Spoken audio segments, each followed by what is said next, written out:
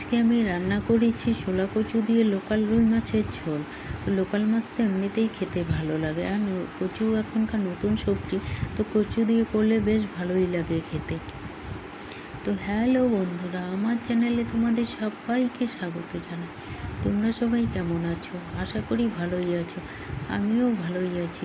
তো প্রথমে আমি মাছগুলোকে ধুয়ে ভেজে নিয়েছি, আর কচুগুলোকে কেটে সেদ্ধ বসিয়ে দিয়েছি। কচুগুলো সেদ্ধ হয়ে যাওয়ার পর কচুগুলোকে হালকা করে ভেজে নিয়েছি।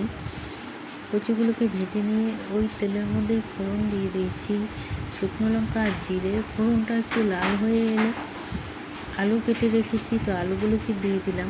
আলুগুলোকে দিয়ে কিছুক্ষণ সময় ভেজে নিলাম। আলুগুলো ভাজা হয়ে গেলে এর মধ্যে আমি কচুগুলোকে দিয়ে দিয়েছি। কচুগুলো দিয়ে এর মধ্যে পরিমাণ মতো নুন আর হলুদ দিয়ে দিলাম। নুন হলুদ দেওয়ার পর আবার কিছুক্ষণ সময় এগুলোকে ভেজে নিচ্ছি।